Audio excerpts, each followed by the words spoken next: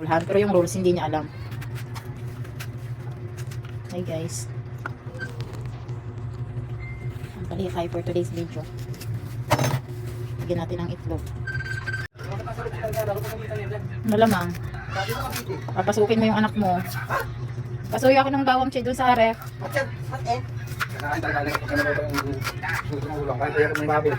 Saiwa ka lang ng sibuyas. Halatang hindi marunong magluto.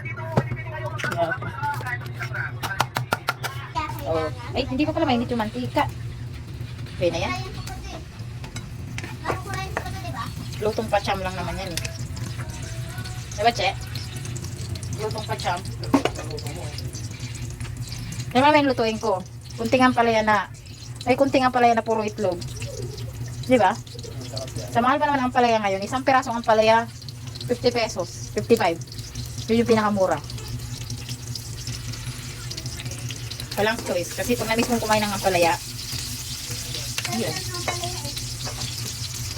Nakain ka pa rin. Lagyan na natin. Ugas na po yan. At baka makita nyo naman hindi ko inugasan. Bago ko yan sa hiwain, hinuhugasan ko na yan siya. Para sa inyong kalaman. Charis.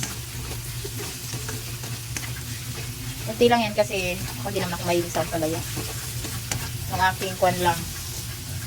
Yung boss dito sa bahay. Favorite niya to eh. Ampalaya. Paulamin mo na yan siya ng lahat-lahat. Pero pinaka-favorite niya talaga. Alam ko ang palaya eh. O diba? May konting ang palaya na puro itlog.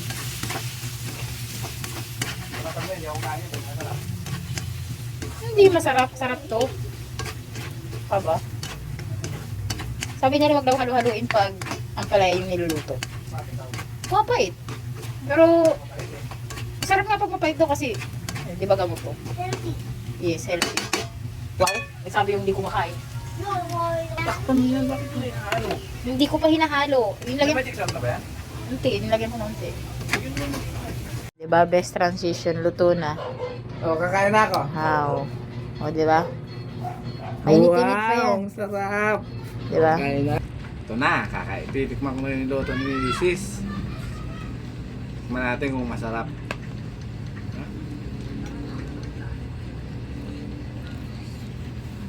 Kawap. Masyad lang ito talaga favorite kong gulay. Ang palaya. Kasi napakasarap nito eh. Pwede siguro sa nagluluto. Hindi. Ayo, depende sa nagluluto. Kasi kung hindi si Mrs. nagluto, hindi ako kain nito.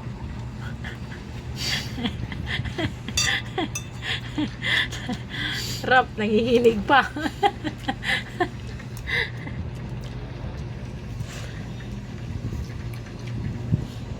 Nauna na siyang kumain kasi gutom na daw siya. Yan, nagpapakalsada eh. Nag-extra pa tayo kay Lala eh. Galing kasi yan siya sa Lalamove. Kaya inabot na siya ng gutom. Nauna na siya sa aming kumain. Busog pa si kami. Munting kain lang kainin ko tapos ubusin ko yung gulay. Sarap. Ang lasa. Sarap. Hindi matabang. Hindi. Hindi pa siya matigas. Hindi. Bagay yun sa'yo kasi gamot yan eh. Sarap.